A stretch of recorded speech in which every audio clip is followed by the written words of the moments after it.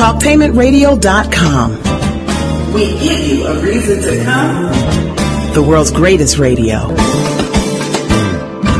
We give you a reason to stay. Radio the way it should be heard. You got the power. The views and opinions expressed are those of the host and guests and not necessarily those of TalkTainmentRadio.com, 3MR Production, its ownership, management, or staff. We've got the power.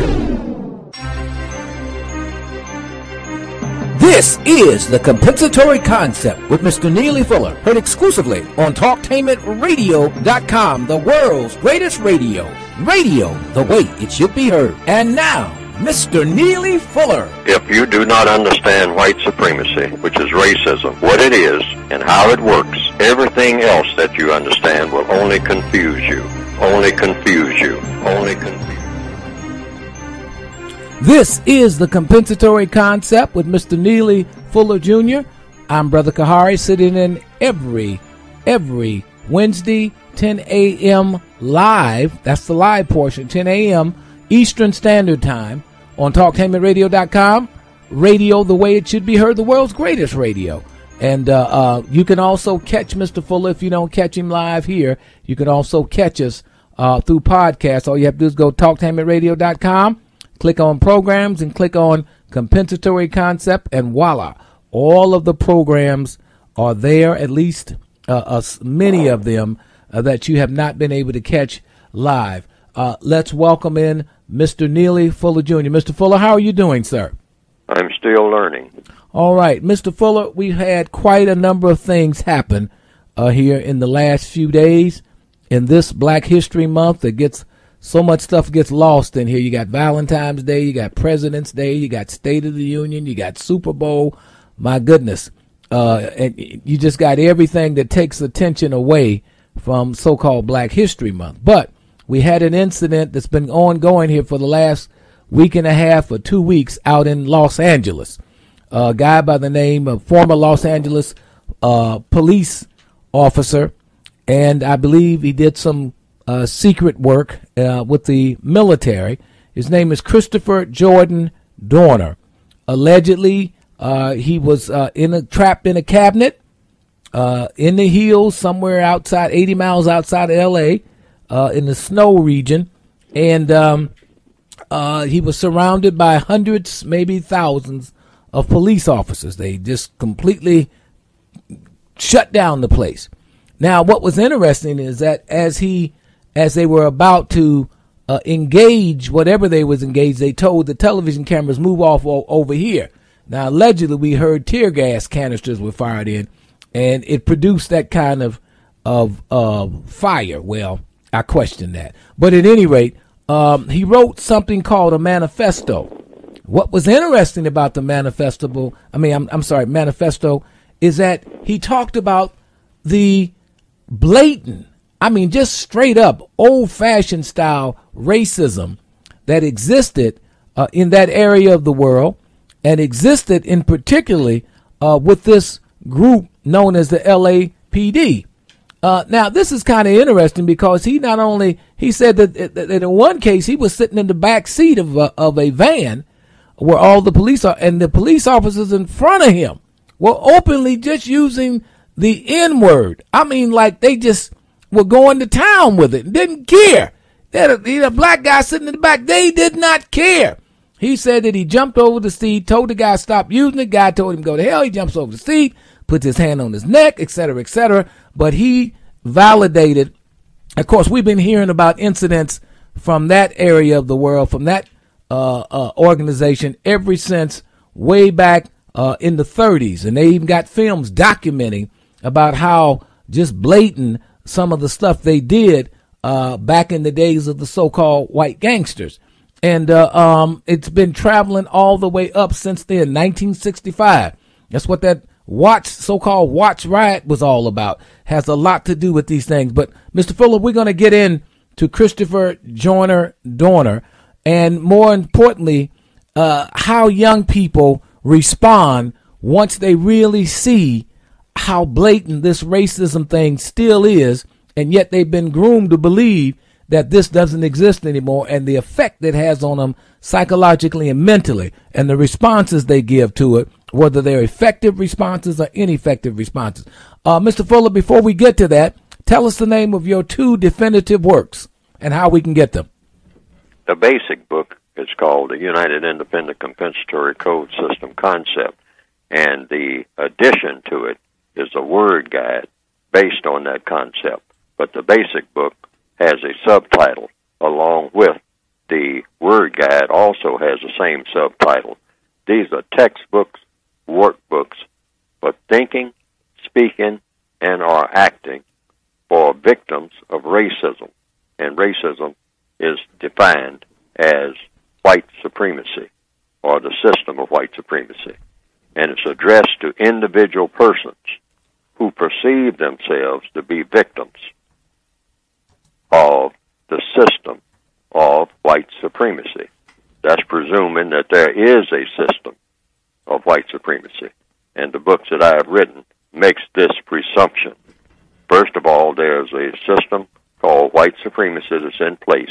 That system is the dominant political and religious system on this planet. It's the dominant, underlying dominant political and religious system. There's no political system and no religious system or religious organizations, or all of the religions put together, are stronger than the politics and the religion of white supremacy. White supremacy meaning those white people, not all white people, but those white people who have decided to dominate and mistreat people based on color. They are the smartest and most powerful people that the world has ever seen, and these are the people who are running the entire planet as of this minute. That's the presumption of both books, the Word Guide and the basic book. The books can be obtained by punching into your computer the word tiny, TINY, .cc/forward, and then the word Fuller in capital letters. I'll repeat, the word tiny, TINY, .cc/forward, then the word Fuller in capital letters. And what will come up on your screen is a brief description of the books and how to order. Okay. Mr. Fuller, you have something under the section called War. I believe it's emergency. It's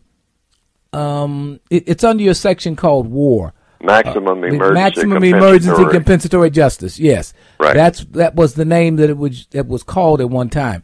And the modified name is maximum emergency compensatory action. Action. Okay. Right. Well, that's action in order to produce justice. Oh, okay. All right. Right. All right. Now, Christopher Jordan Dorn pointed out in his manifesto, and he talked about how hardcore the racism was.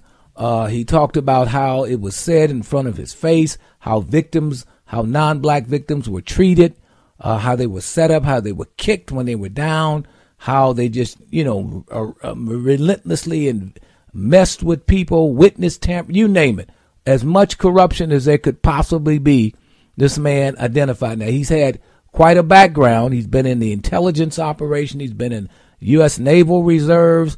He's probably gone on secret missions, God knows what else. He's very trained and very disciplined, obviously. But now, if you look at the media, the so-called white media's portrayal of him, they were portraying him what I call the King Kong syndrome. Here's this big black man with shaven head. He looks like King Kong running rampant, et cetera, et cetera. But aside from that, did he implement what you would call maximum compensatory action? No, well, according to what I have heard and read, the answer is no. Okay. Did he come close to it? No, there's no such thing. That's a stipulation that's in the code book itself. There's no such thing as coming close to committing maximum emergency compensatory justice or action. It's very specific, and it's very specific for a reason, so that that action is not contaminated by any other type of action or any other type of scenario of events. Okay, now, let's go through exactly what, before we get to the event. Let's go through exactly what maximum compensatory action is. It means a victim of racism becomes so disgusted or so much pressure on the individual victim. It's addressed to an individual victim that everywhere he or she turns trying to get help against racism, there's no one who is listening, there's no one who is acting on it.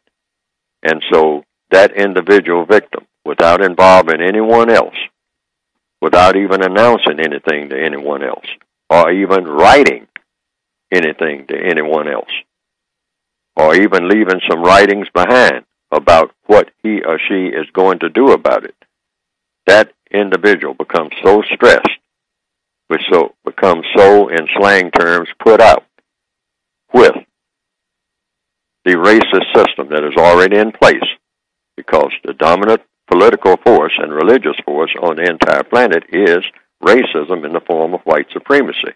So a victim of racism, well, naturally is trying to always deal with racism in one form or another, each and every day. You have to. Everybody's a part of it. Either you're practicing it, or you're a victim of it, or you're a person who is senile or in an infantile state where you're not even aware of it. So that's a different story there. But any person who is an individual victim has the option, once they have turned to everybody and made protests and written letters maybe, and asked for justice, just asking for justice, because racism is the opposite of justice. There's no way you can be a racist and believe in justice of any kind. That's impossible. Racists are opposed to justice. They oppose the people being treated correctly. Absolutely, totally. And so a person who is a victim of it and who goes here, goes there, and it has to be over a long period in order to qualify under war for a maximum emergency compensatory action, and the person does not announce anything to anybody or even write what the person is going to do or why they're going to do it or anything. The person is completely stressed out and has no recourse, no opening, no way to go to anybody and talk to anybody even.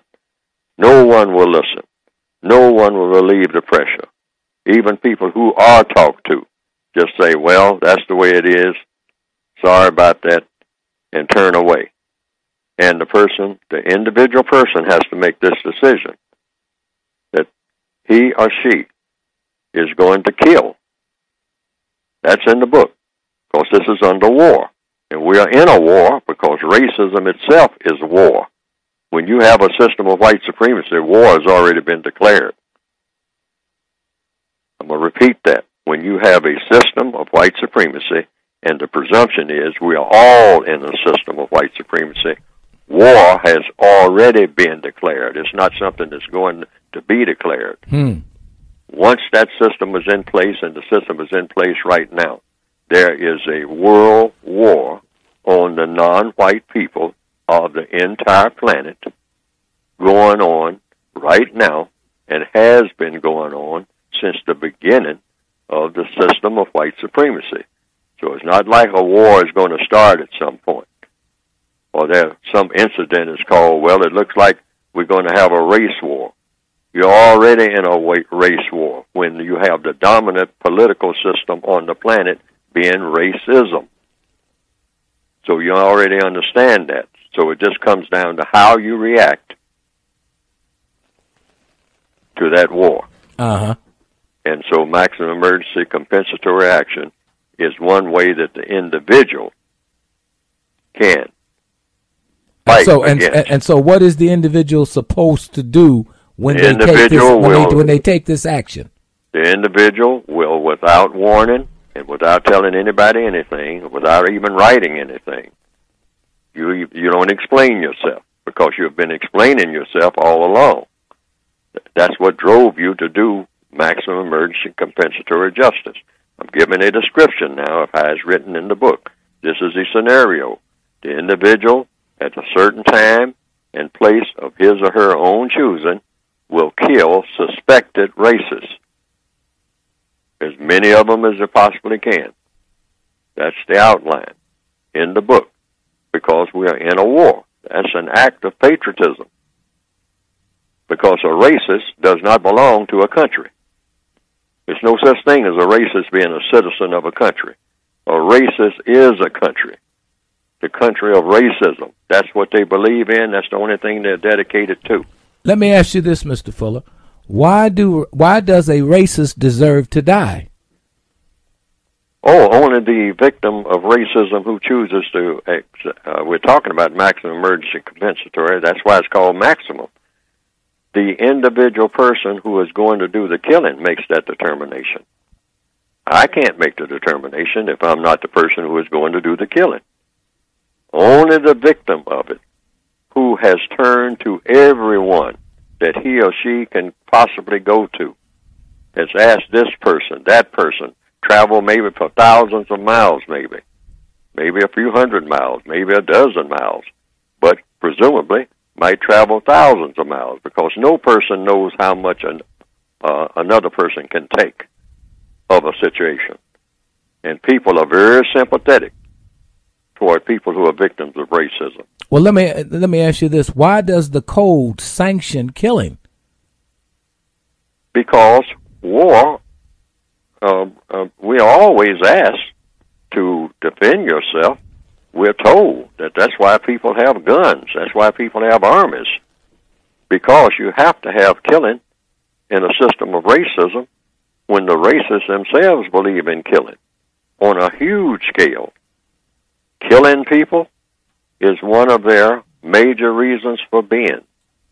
They believe in killing non-white people by all kinds of means, poisoning water, or causing them to be dislocated and dying from thirst in the desert, setting up what you call refugee camps. They go in and produce disturbances where people have to put their babies in their arms and go out into the desert and whatnot and set up tents and starve to death.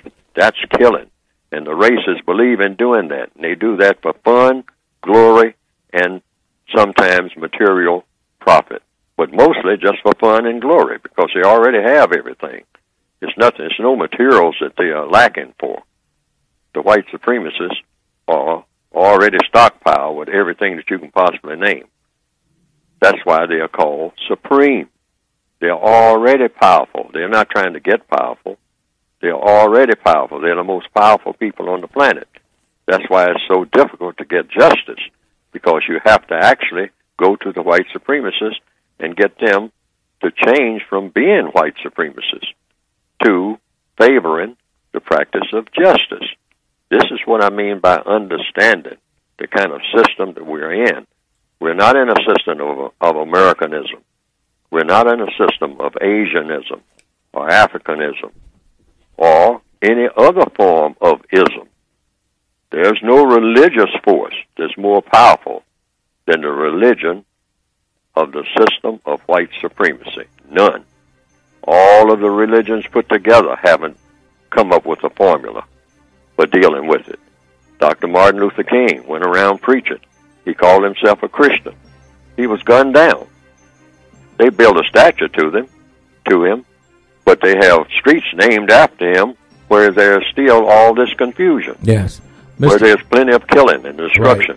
Right. Mr. Fuller, on Martin Luther King Boulevard, everywhere. Mr. Fuller, stay right there. More to come as we kind of look into an element of young people. Do they really get this racial thing? And was it passed down effectively from their parents? And did their parents really get it? More to come on Compensatory Concept with Mr. Neely Fuller. Stay right there on TalkTainmentRadio.com.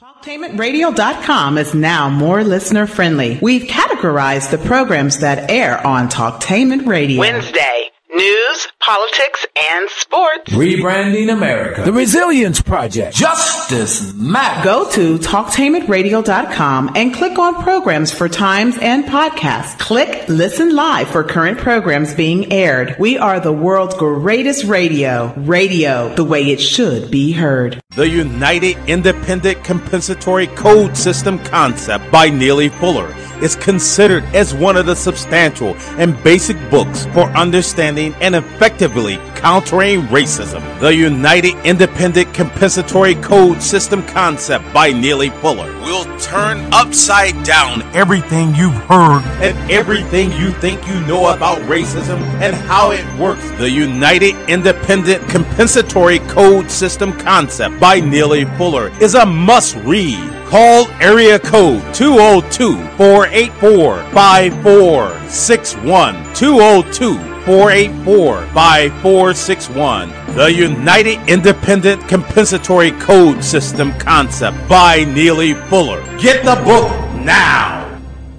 More people are dealing with depression, stress, and anxiety than ever before. Finances increase stress in stable relationships. Sometimes it's hard to go to work. Need a fresh start? Call 614-833-2684. Contact Noreen Palmer at Affirmative Counseling Associates for an appointment today. Call 614-833-2684. Or check out my profile at psychologytoday.com/Noreen Palmer. Knock out depression and stress starting today. Call 614-833-2684.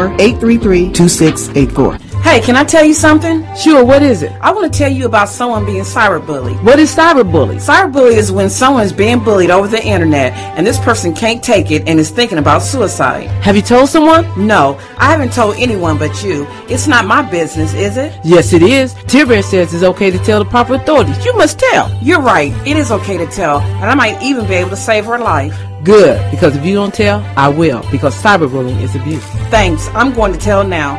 The women we love, the women who love us, they are dying. Heart disease is our #1 killer, taking more lives than all forms of cancer combined. But we have the power to save those lives, our lives, because the greatest force for women is women. It's time to stand together, to fight harder, to shout louder. It's time to go red for women.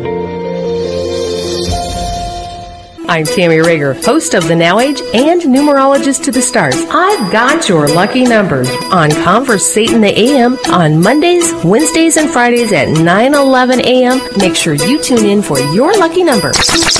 Punch in TalkTainmentRadio.com and click on Listen Live and listen for your lucky number. We've got the power. Justice is better than racism. This is the Compensatory Concept with Mr. Neely Fuller Jr., heard exclusively on TalkTainmentRadio.com. Radio the way it should be heard, the world's greatest radio. And I'm Brother K, Brother Kahari. I sit in every week with Mr. Fuller. You can catch us live here on Wednesdays at 10 a.m. Eastern Standard Time, or of course, you can catch the podcast for the 24 hours a day, 7 days a week. All you have to do is go to TalkTainmentRadio.com. That's spelled TalkTainment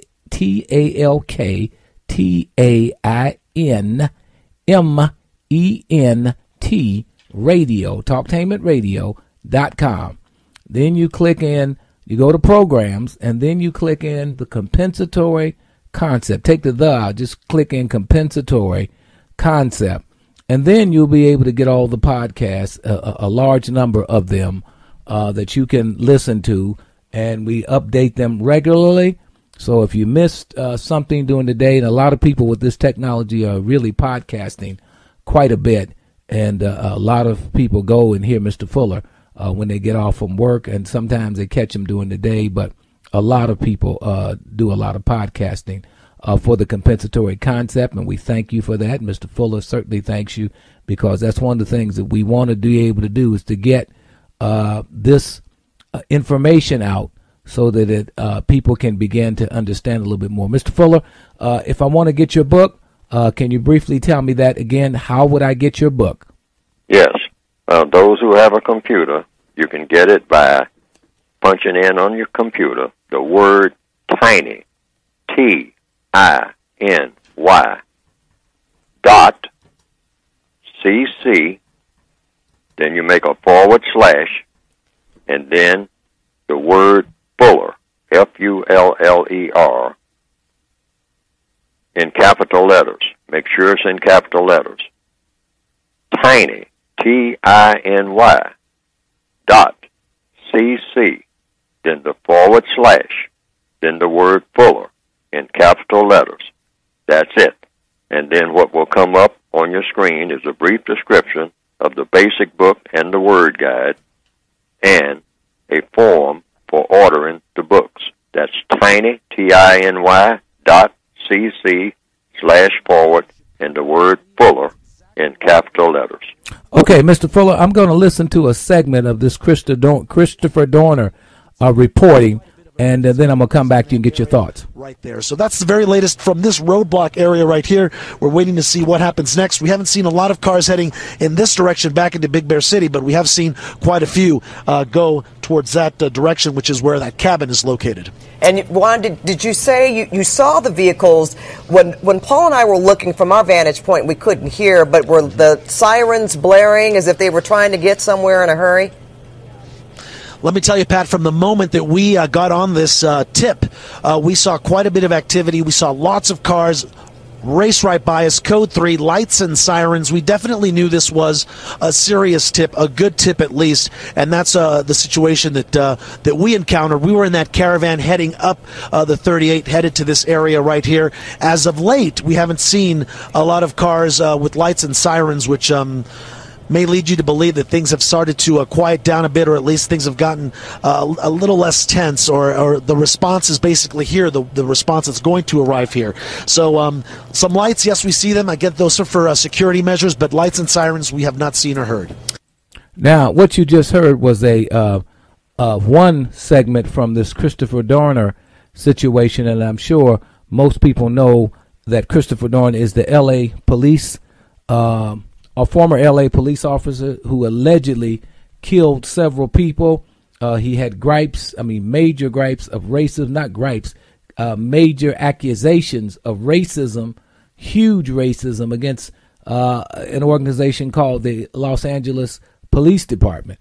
And these accusations, not only from Dorner, have been gone back for many, many years from many, many people. Here's another segment. Well, I think what I'll do is I'll get Mr. Fuller's response to the question that I want. It's kind of like a question that's been running through my mind.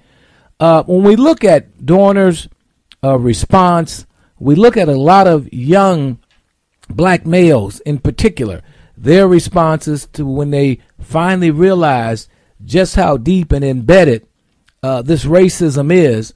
And I've noted, and I'm sure you probably have some thoughts on this, is that many of the responses, or most of them, are ineffective against dealing with this. But it would appear, Mr. Fuller, that not many black people really have a grasp of what this is, and they're not able to pass that knowledge along to their children so that their children are prepared to deal with this.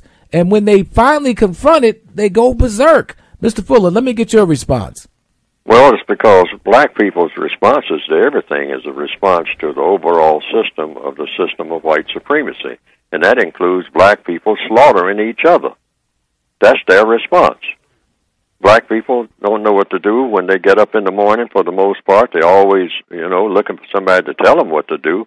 Young black people are saying, what is my life all about? What am I supposed to be doing? Am I supposed to be an entertainer? Am I supposed to go somewhere and be a electrical engineer? Am I supposed to be a police officer? What am I supposed to do with my life? And what is this whole thing about racism? Why am I having to deal with this? Why aren't the old folks? Why haven't they done something about it? Why am I born into a world where people are talking about what color I am and saying that has something to do with my life? I'm confused. I don't know what this is all about. And this book looks like a whole bunch of chaos to me. And that's the way the people come up in the world.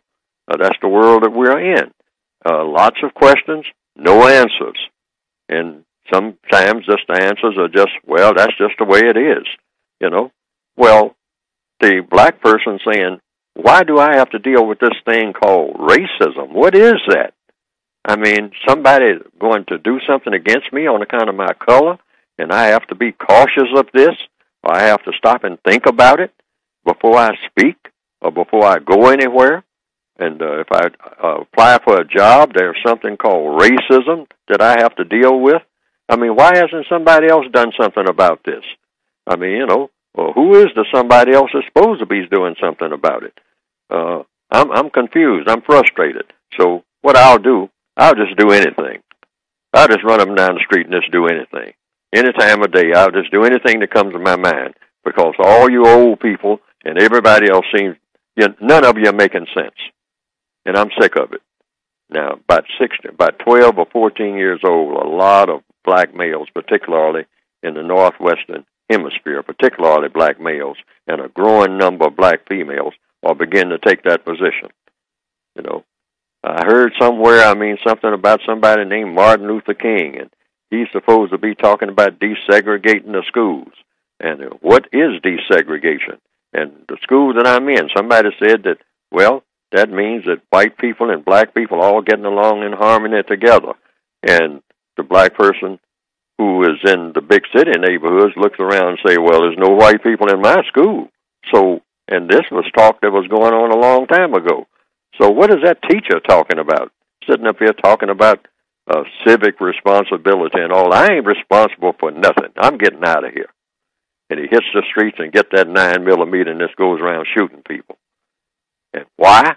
Because the system of white supremacy is designed for that to happen. That's why. That's the answer. He's looking for answers. The system of white supremacy is specifically designed to produce people like Mr. Dorner. Whatever his name is, I think. What is his name? Dorner? Yeah. I want to pronounce his name correctly. Yes, his name is Christopher Jordan Dorner. Dorner. Dorner, D-O-R-N-E-R. Yes, because I wasn't quite getting his name correctly. Yeah, that's another part of counter-racist logic. You always call people by the names they want to be called. Right, it's D-O-R-N-E-R. Yes, and that is just another manifestation of the existence of racism. It goes with the territory. You'll continue to have all kinds of behavior that shouldn't be. See, that's not behavior that should be endorsed. What was done, killing people is serious business. Yes, but it is. The white supremacists glorify killing. All of their statues are to people who kill people. The heroes in all of the books that you learn about are people who are known for killing people. Kit Carson, George Armstrong Custer, Julius Caesar. At an early age, you learn, hey, I don't want to hear anything about anybody who invented the plow.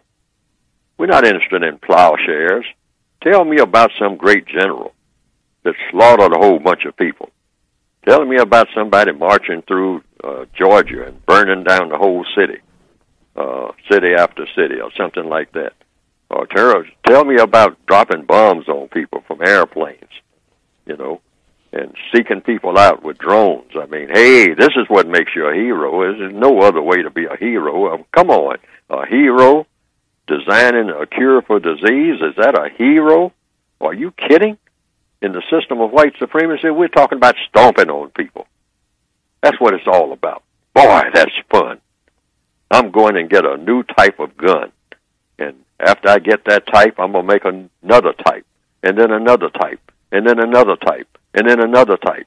And then I'm going to stockpile them, and I'm going to have a whole basement full of nothing but guns and invite people over and look at my guns.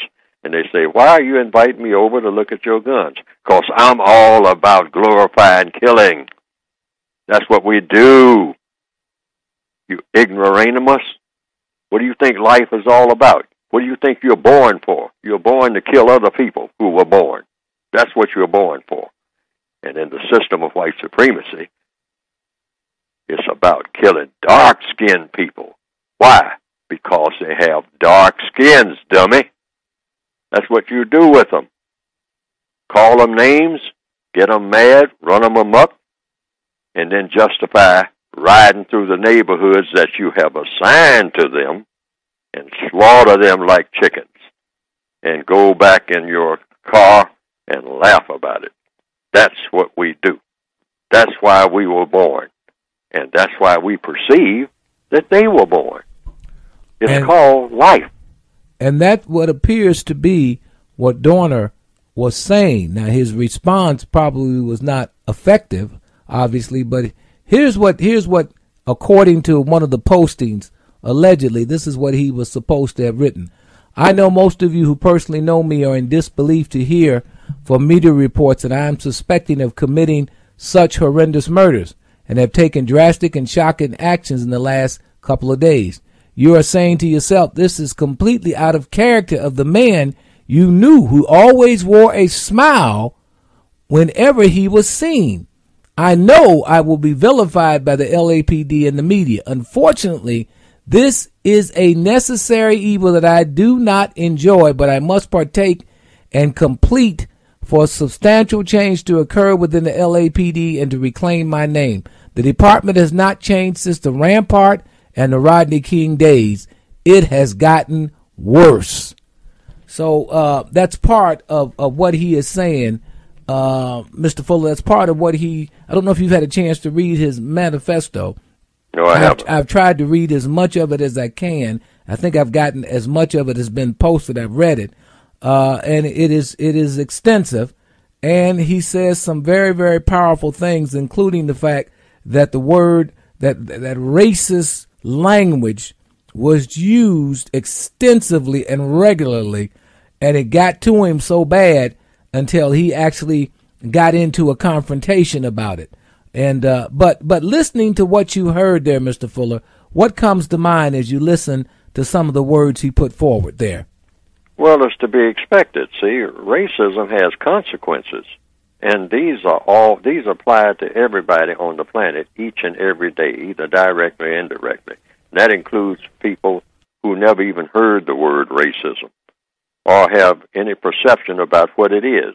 It's the dominant political and religious force on the entire planet.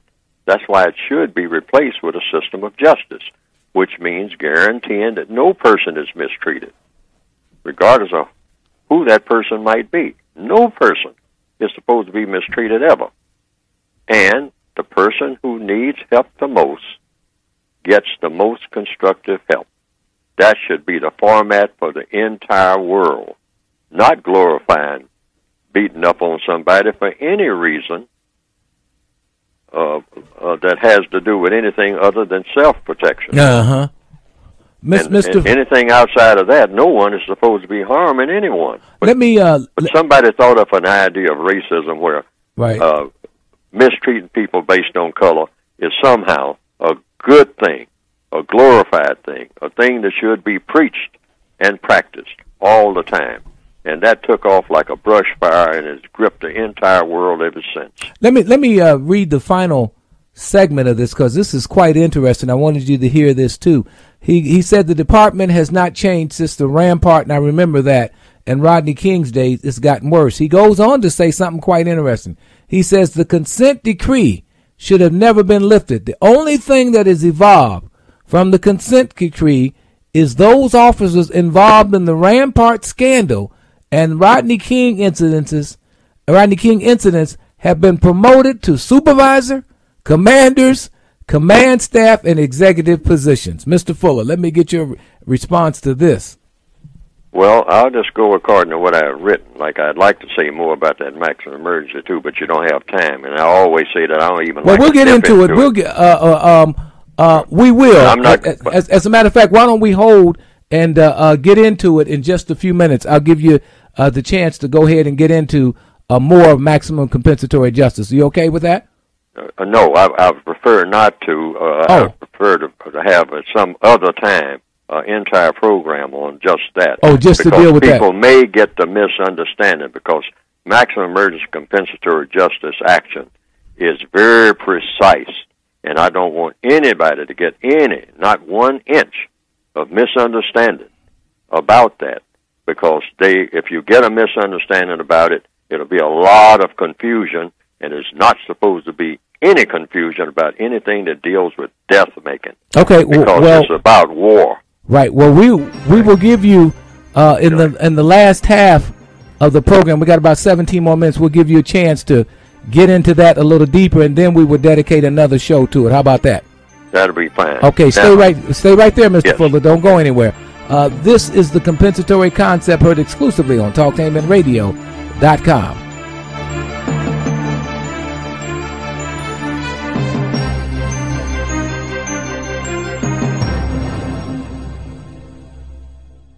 TalkTainmentRadio.com is now more listener friendly. We've categorized the programs that air on Talktainment Radio. Wednesday, news, politics, and sports. Rebranding America. The Resilience Project. Justice Matters. Go to TalkTainmentRadio.com and click on programs for times and podcasts. Click Listen Live for current programs being aired. We are the world's greatest radio. Radio, the way it should be heard. The United Independent Compensatory Code System concept by Neely Fuller is considered as one of the substantial and basic books for understanding and effectively countering racism. The United Independent Compensatory Code System concept by Neely Fuller will turn upside down everything you've heard and everything you think you know about racism and how it works. The United Independent Compensatory Code System concept by Neely Fuller is a must-read. Call area code 202-484-5461. 202-484-5461.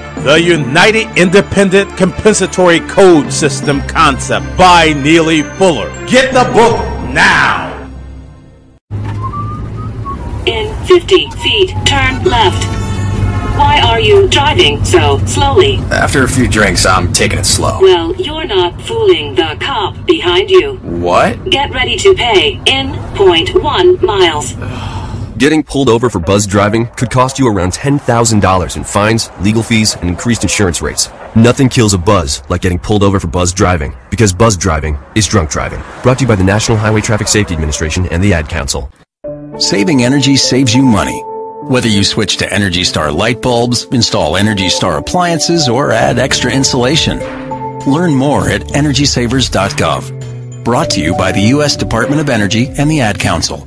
Join the African American Male Wellness Walk Initiative as they host their first event for the 2013 season, presented with support from CareSource. Understanding the Affordable Care Act, Obamacare, will be held Thursday, February 21st at Summits Trace Healthcare Center, 935 North Cassidy Avenue. This event is free and lunch will be provided, but you must register. Please call 614-754-7511 or send an email to aamww2012@gmail.com.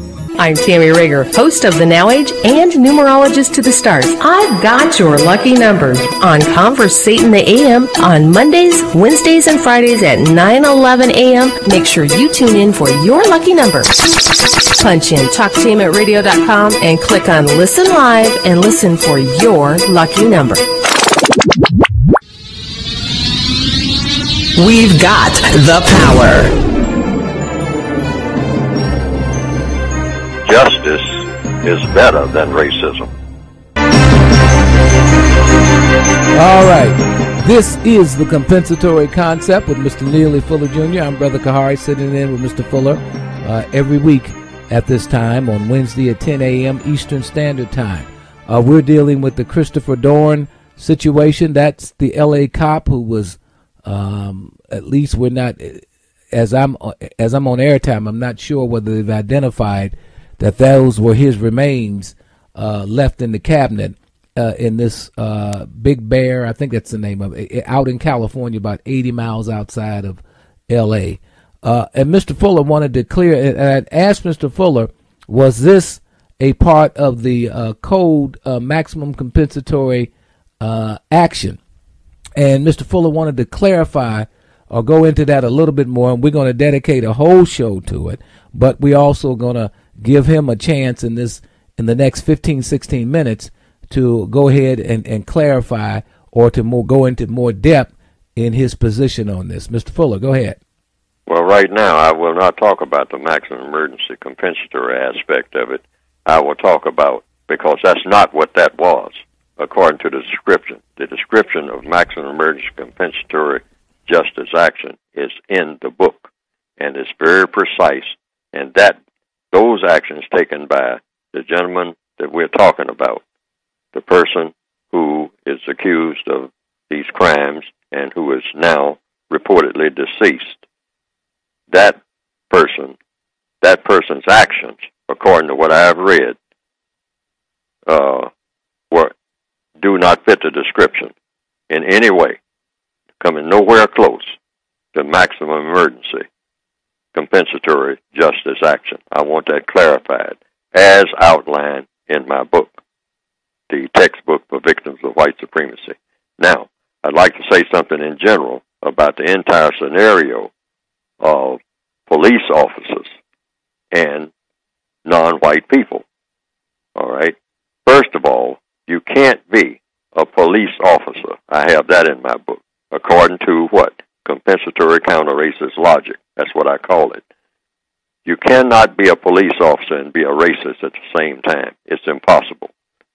Once you commit any act of racism or say any word that is considered to be racist, you have disqualified yourself as a police officer. You are no longer a police officer as of that moment. And you will not be a police officer in any subsequent moments, even though you're wearing a uniform and you have the authority. They call them rogue cops and all like that. Well, these are not the labels that really fit. They are law enforcement officers, but the basic title that they have, if you are a white supremacist, which is what that means, you don't believe in anything except white supremacy, and you definitely don't believe in justice. So you are, in effect, an imposter. Now, that comes down to, since the textbook workbook for thought, speech, and action for victims of racism is, what do you do about it?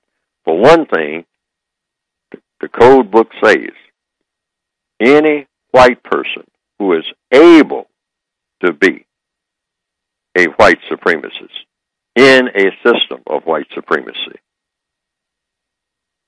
any white person who is able to be a white supremacist probably is one. Now, that's pretty rough. But it's got to be rough in a world that's dominated by racism. I mean, every white person should stop and ask him or herself, am I a racist? People talk about racism. Am I one? The answer is you could be, because you're in a system of racism. And most likely you are one if you're white and you know anything about what racism is.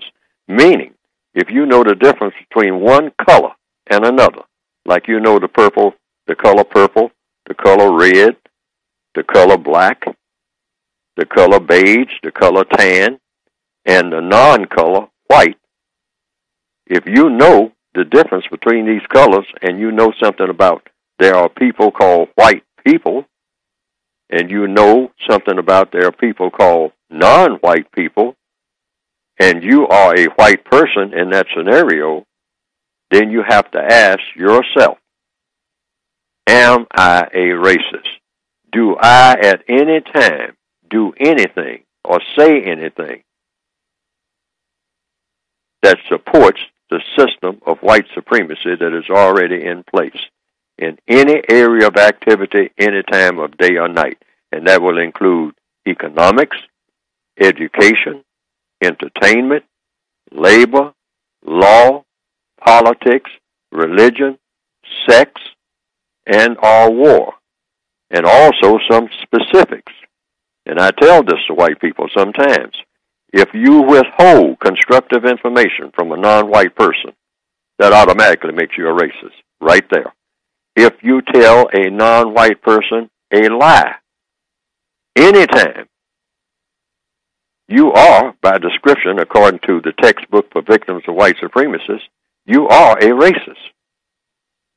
If you at any time say anything to a non-white person that is not true, because that's the characteristic of a racist, by the way, They say things that are not true. They speak with forked tongue, say one thing and do another. So any white person within the sound of my voice, according to counter-racist logic, not according to me, but if you lie to a non-white person, that qualifies you to be a racist, whether anybody knows you're one or not. You know that you're one if you know that you have at any time in your entire existence said anything to a non-white person that is not true. That's one thing. The other thing is, if you at any time withheld constructive information, meaning you had some constructive information that you could have passed on to a non-white person that was looking for that constructive information, like a job is available or something like that. I just give you that as an example. One of thousands of examples maybe I could give. But just a non-white person that you know Henry Jones, who is black, is looking for a job. You know that there's a job opening. You know the procedures for getting that job.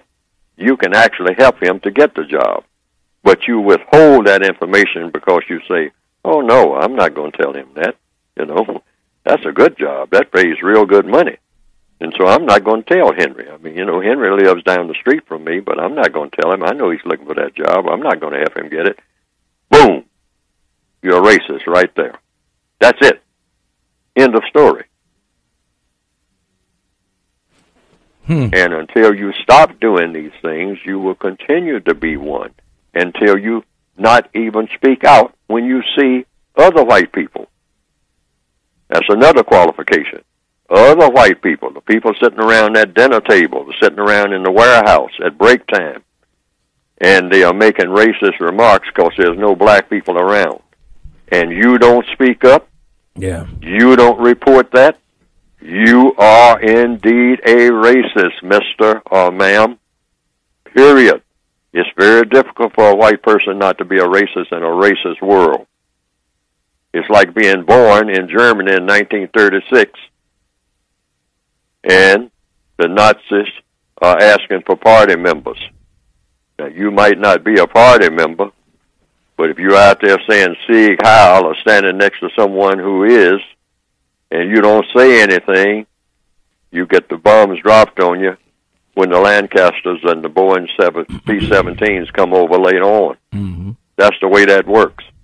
See, in other words, you have to be proactive. Now, to every white person who is trying out to be a law enforcement officer, and I'm saying this to all so-called police departments, qualifying to be a police officer, one of the first orders of business is you had better show no signs, not even a hint, not even a whisper of being a racist. Otherwise, you are completely disqualified, not only for that job, but for thousands of jobs, but certainly where you're going to be carrying a gun. And that includes in an army. That means hordes of people would be disqualified right now. Now, I want to say this about the non-white people who are out here dealing with law enforcement people. Don't say anything except what they tell you to say. If they ask you a question, answer the question. Don't question what they are doing or why they are doing it and all like that. Don't do it. You might be dealing with a white supremacist, in which case you got everything working against you. So you always assume in a system of white supremacy that the system of white supremacy is at work, particularly when you're approached by anybody who has, quote, unquote, authority of death-making or of locking you up. Don't get hostile under any circumstance. Everything is yes, sir, no, sir. Yes, ma'am, no, ma'am. Cement that in your brain. That place and that time is not the place to make an argument. This is extremely important because you don't have anything going for you. You got everything going against you in that system, particularly if the person wearing that uniform is what the textbook for victims of racism refers to, not as a police officer, but as a race soldier. That might be who you're looking at. A race soldier, meaning a person who is soldiering for racism and presenting themselves as a police officer. It's impossible for a police officer and a racist to exist at the same time in one person. That can't be done. So stop using this term, even the terms. These are dangerous. You should pack up. Stop using the term police brutality. A policeman is not brutal. That's absolutely impossible. Once the person becomes brutal, the person has disqualified him or herself as a police officer. And certainly, if a person goes on a police force with any racist ideas in his or her head, that person is already disqualified. That person is an imposter. That person is an imposter. That person is an imposter. That person is pretending to be something. Someone who's even qualified even to get qualified for police officer work. And an extremely dangerous individual. But many of them are already in uniform. That's the point that I'm trying to make. So always look, when you see them coming, you say, hey, he or she may be a race soldier, not a police officer, and I'm going to act accordingly. Because if that person is a racist, then I am in danger. And so I am going to deport myself in such a way that that danger will go away and leave me standing here on this corner. But I am not going to get belligerent because the odds are against me.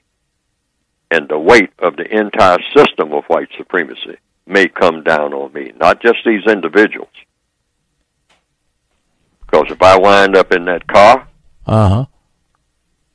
and the people who are arresting me are really imposters, people who are pretending to be police officers, but they have captured me in this war against racism, and I am now a prisoner of war, everything is working against me. So try to give some kind of explanation for your behavior that will satisfy that individual who's wearing that badge and gun. Because if that individual is a pretend police officer in the form of a white supremacist, you are in grave danger. And act like you are in grave danger, just like any soldier caught behind enemy lines and you're captured. You better start thinking like that type of soldier. I'm surrounded by people who can do great harm to me, and I'm not going to make any false moves or make any kind of statement to incite their anger. Okay, Mr. Fuller. I guess I don't think there needs to be a whole lot more said other than what you have laid out. Do you think if people follow this, and we've got about a minute left, if people follow this, Mr. Fuller, what do you think would be the response of those who are pretending to be policemen but are disguised as white supremacists? You mean white supremacists disguised as policemen? Yes. They're going to still do what they're going to do. They'll do harm. They might just start beating up on you for no reason at all. I mean, nobody's around and all like that. You're out there in the middle of a highway in the middle of nowhere. I mean, a race soldier will carry out the race soldier's mission, and that is to do great harm to anybody non-white. That's their mission. That's their purpose for breathing. So you're at a disadvantage all the way around because you're in a system of white supremacists, not just that individual. So you just have to think in terms of, I'm in great danger, and I'm going to act like a person who's in great danger, meaning I'm not going to make any false moves because everything is working against me. This is not the time or place to try to settle it. I'll have to settle it some other way later on. I cannot settle it out here on this highway because this person might be connected with other people who are pretending to be police officers, but who are really white supremacists. All right, Mr. Fuller, we thank you, as usual, and have a good day, sir. Yes, sir. Thank you.